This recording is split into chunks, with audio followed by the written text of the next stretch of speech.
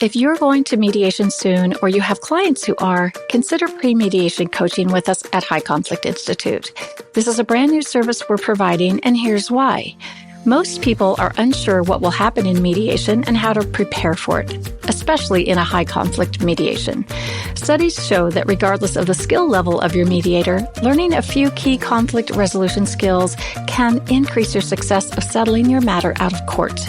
Our pre-mediation coach will work with you in a 90-minute one-on-one session by Zoom or phone to help you learn to stay calm, to make reasonable proposals, and make decisions that can last. A small investment with significant positive outcomes. Schedule your pre-mediation coaching session on our website at the link below in the show notes or call us at 619-800-2070. If you're a lawyer, mediator, or other professional and want more info, just ask us at highconflictinstitute.com on our contact page, or feel free to provide the coaching link directly to your clients today.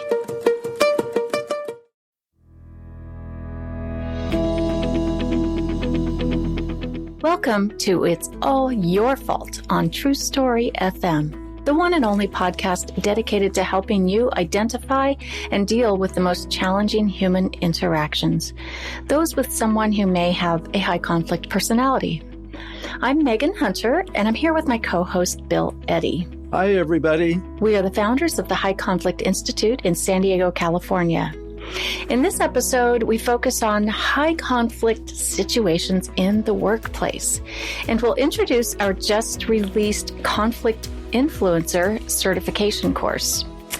But first, a couple of notes. If you have a question about a high conflict situation or person, please send them to podcast@highconflictinstitute.com or on our website at highconflictinstitute.com/podcast. You can find all the show notes and links at that address as well. And please give us a rate or review and tell all your friends, colleagues, or family about us, especially if they're dealing with a high conflict situation. We're very grateful. Now, let's talk high conflict.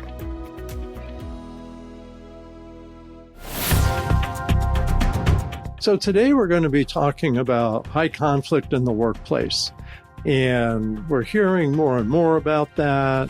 And of course, we've been working over the last few years with people with high conflict situations in the workplace. And there's all types. So you could have a customer who's just yelling at you over the phone or in person. We hear a lot, one of our favorite articles on our website is dealing with your narcissistic boss. And so we hear from a lot of employees who have a narcissistic supervisor on up to the head of the company sometimes. And so how do you manage that? Then we have coworkers who get into conflict with each other.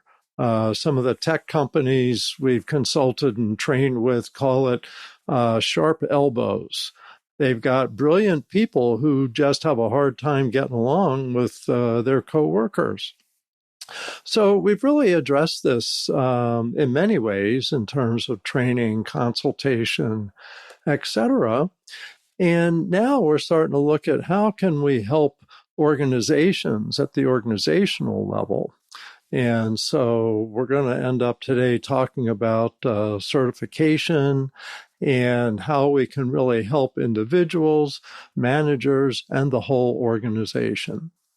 So that's what I've seen. That's what we've been seeing. Megan, what have you been hearing from people in various roles within the workplace about high conflict situations? Well, it's kind of interesting. There's always been conflict in the workplace. And like you said, it's for 15 years now, or going on 15 years, one of the number one search term on our site has been managing my narcissistic boss. So it tells you there's a lot of conflict out there. What's different really, I think in the past 2 years during the pandemic, and now we're, I think, entering the post-pandemic phase, is more conflict. And I kind of see that as those who would not really qualify as a high conflict personality, but just are having a lot more anxiety and fear. I think that has increased conflict, and that's what we're hearing from organizations all over. And then those who may have a high conflict personality are creating even more conflict. They're louder, they're blaming, they've it's like if there were any restraints prior to the pandemic, those restraints are gone at this point. So they're causing a lot more problems for those in management, or those in the human resources departments, and people that work in those departments. If you're listening, you know exactly who we're talking about here. Those people who blame constantly and kind of take a victim role, and they just cause a lot of disruption, either within their team or in their department, or even if they're in leadership. We do see this a lot and hear a lot from organizations that it's all across the board at all levels. Yeah, so we've been doing a lot more trainings in the workplace, and now we've created a certification course. So let's talk about this. What is it, and what are we hoping to accomplish? Well, I'm glad you asked, Bill.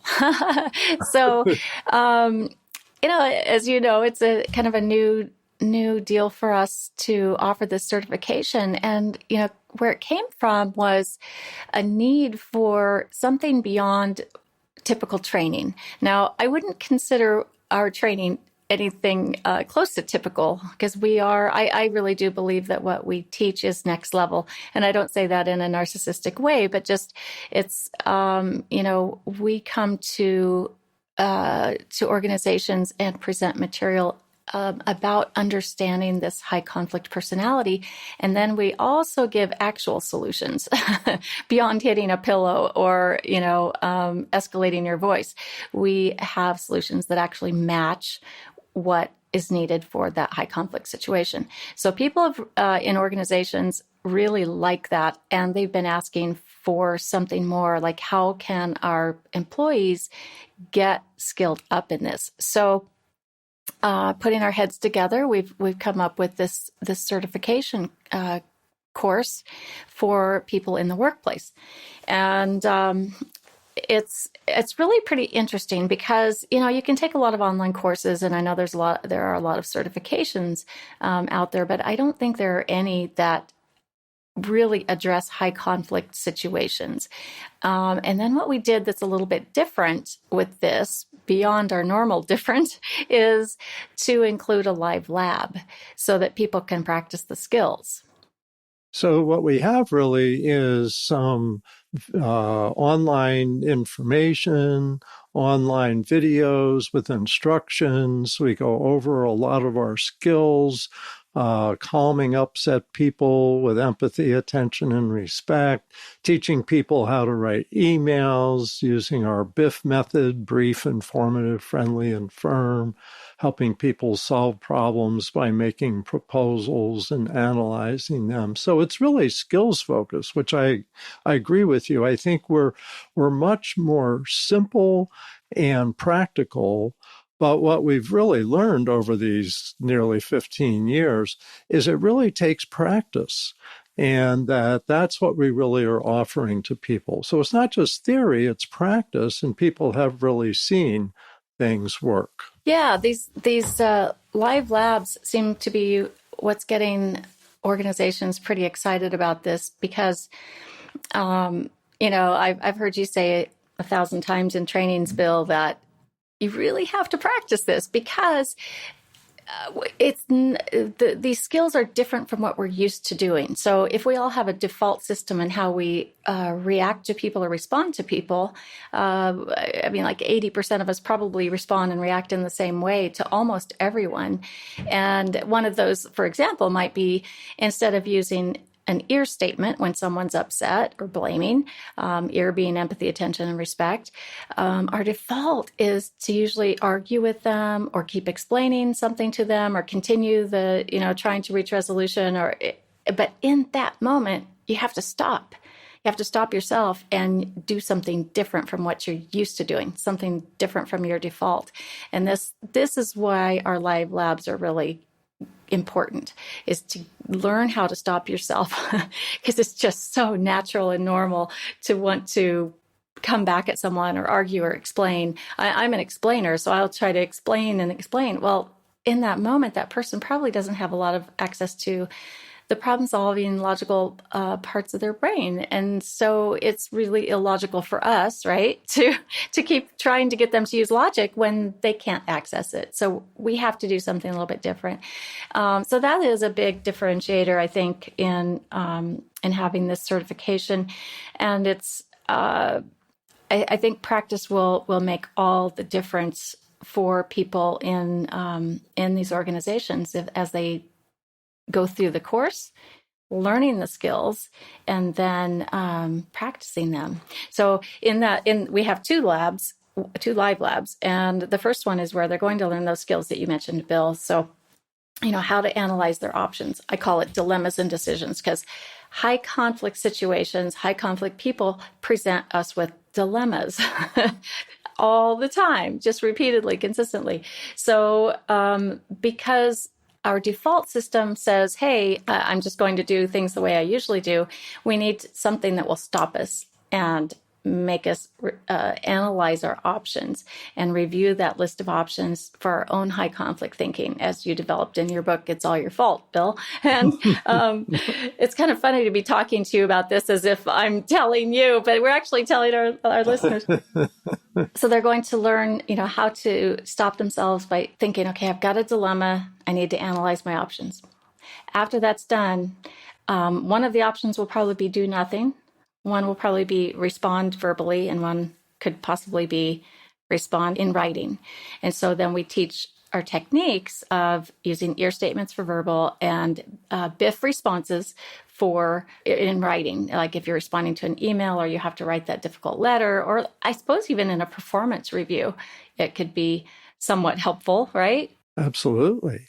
So what seems to be happening is people are caught by surprise by high conflict behavior, so they react automatically, emotionally, and what we do is give people methods to respond with instead of your ordinary reaction. Like you said, that it's in a sense so instinctive. If somebody just blurts out an attack and says, well, you're an idiot, you're doing it all wrong, let me show you. And our temptation, our gut feeling is, no, I'm going to show you. and that usually makes things worse, not better. And so we have our methods of responding. So when you're caught by surprise, you go, wait a minute, I'm going to do this. And then you do this, and it calms things. Because what we're dealing with today is a lot of people who are anxious, upset, angry, distressed, depressed, all of that. And they don't know really what they're doing either. And so our kind of skills are simple, but give simple direction to how to deal with things. Like you said, calming in verbal conversations and in writing. So we really, really have a chance to take care of all of this, make it so much simpler. Really, the goal with this is to get people practicing and truly to get whole organizations skilled up in this way, to learn to communicate differently with everyone, because it isn't just about communicating with or handling that high conflict person. It's really can calm an entire organizations. And we've seen that work in companies, in law firms, where they require by policy that everyone use BIF in their emails. Make sure that's a BIF response, to use ear when communicating with others, to have this respectful communication. And they, not everyone has to understand all of the, the brain parts and what's happening, but they do need to use these skills as a matter of how we communicate in our organization. And I mean, as you know, ear can so quickly calm another person. And I'm interested, Bill, to know what you would think about ear as a calming technique for an entire department or BIF, right? If several people are copied on an email and someone responds with a BIF response to reply all, and everyone reads that, I think it's a teaching moment for them and a calming moment. Would that be true? Oh, yeah. Yeah. And I think what's interesting, we're human beings and we're influenced by the people around us. And so that's certainly been figured out, like in drug and alcohol treatment, is sometimes you got to change your friends if you want to stay clean and sober.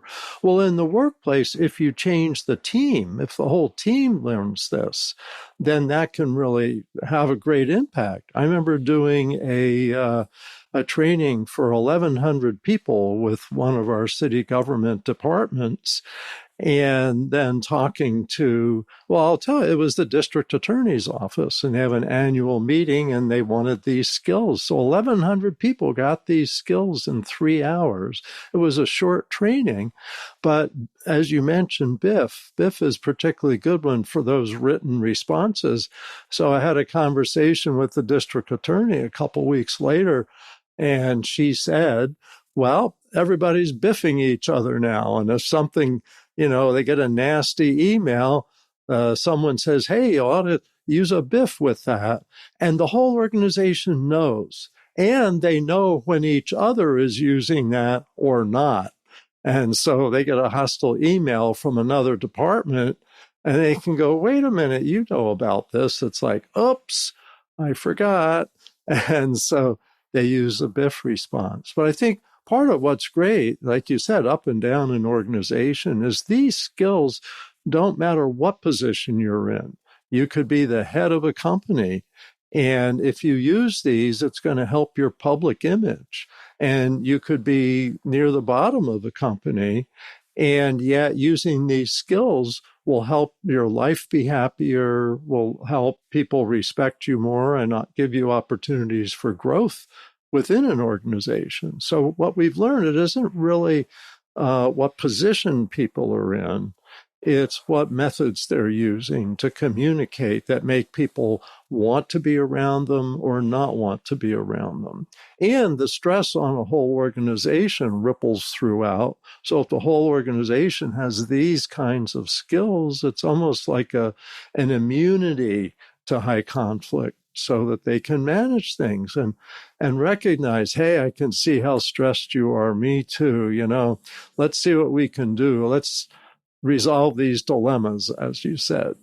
Yeah, that's interesting what you said about immunizing an organization, which you also, figured out for the family courts. Let's immunize the family before they become, entrenched in this protracted conflict and stay in this high conflict mold, so to speak, for the rest of their existence, really, and just destroying the children. And I guess in an organization, it's much the same. Why not immunize and have them trained up in this and make it a matter of policy, right? And encourage people to do this and continue teaching new employees, because it will make a more civil workplace. So I have a question for you. Did a company actually write into their policies that people should respond with BIF responses? Yeah, we've had a few do that, and it's interesting because we found a few bumps along the way. Like if someone says, "Well, you didn't use a BIF response," or "Remember to use your BIF," right? And it kind of can get weaponized by some who mean harm with it in a way, or trying to be passive aggressive. But in general, it's been very highly successful. And I think of one law firm, quite a large law firm, who implemented it, and they just said, look, we're using EAR and we're using BIF, and that's that. When we communicate in our organization with each other internally and externally with our clients and opposing counsel and courts, wherever we are going to use BIF and EAR.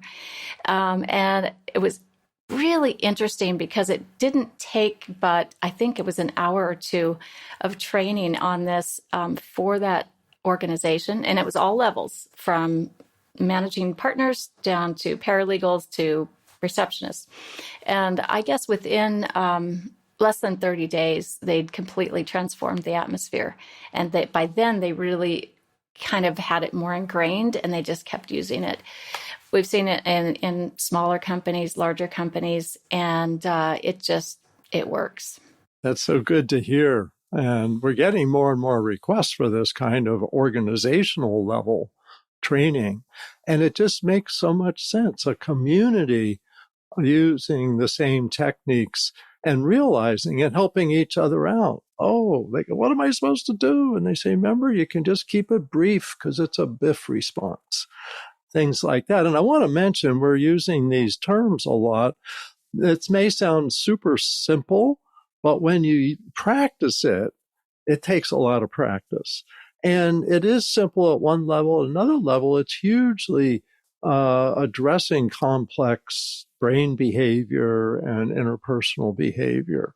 And so it's the practice that really makes it work. And in a sense, you practice every day because people get hostile emails every day. But you don't need to generate more of them yourself.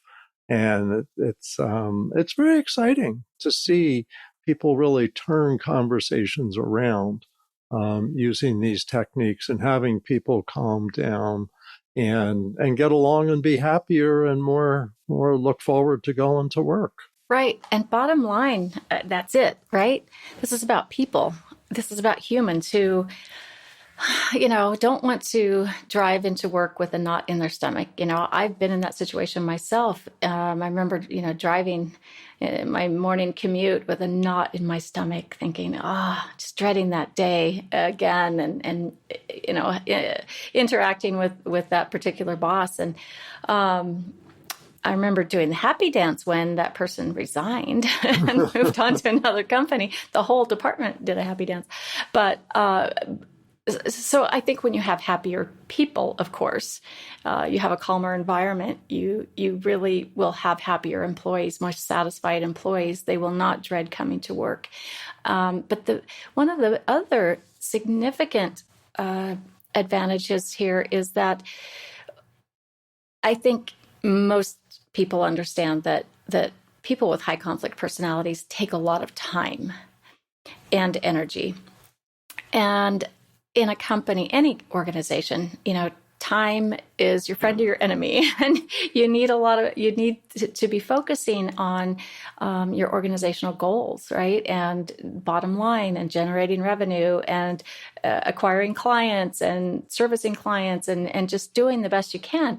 And we want to think, just like in the legal field, attorneys go into the practice of law thinking they're going to get to apply the law in their cases, when there's all of this other high conflict activity going around and they have to manage all of that. Same thing in an organization, right? If you use these techniques, we find that there's just a lot less time spent on all of the dilemmas and disruptions that, high conflict situations create.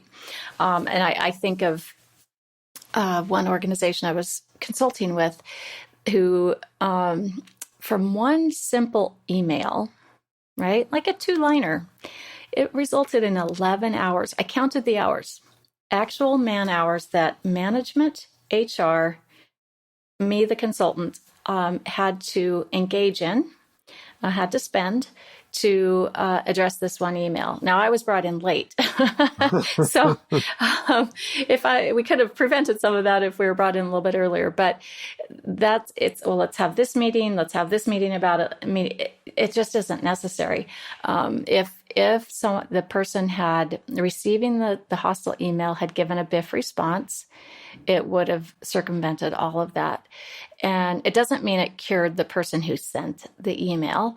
However, there are other things you can do. We have, like the New Ways for Work coaching program that we have can help coach someone that really struggles with these interpersonal issues, and can make them, help them become more productive, unless they're so high conflict that it just, they end up leaving, right? They might say, heck no, I'm not participating in any coaching. I don't need it.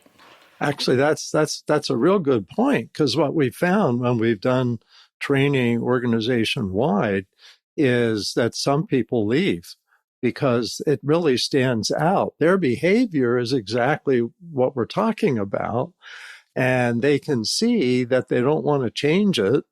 And some people do. Some people try to change it.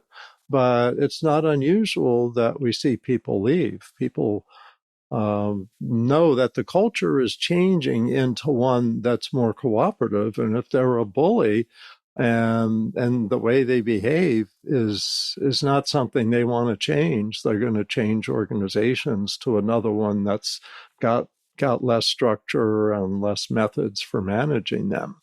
And interestingly on this, from the cases I've been involved in and that I've studied, it's very common that organizations let a bully, for example, stick around much longer than they should. So, they figure it out after a year, and then after 3 years, they say, okay, we really just have to let this person go. But over those 3 years, there may be 10 other people that have quit that they wish they had kept. And so much of this information helps people see when behavior really is over the top. And some bullies can be retrained in a sense, like those sharp elbows in the high-tech companies, but some of them can't and need to be moved out. And we really help with that. We help it get clearer. And the coaching you mentioned, I think it's so important when you see one of these situations beginning is to give the person some coaching. And in many cases, they can get on track and do okay or do really well. But I've had consultation cases where they say, we have a middle manager who just writes these terrible emails. Should we fire the person or what? And I said, don't fire them yet. Teach them BIF response emails and see if they can learn that and do that. And if they can't, then that tells you they're not going to change because it's such a simple method with practice. So it's really helpful for organizations to know it isn't just skills for everybody. It's also understanding where you may need to draw the line.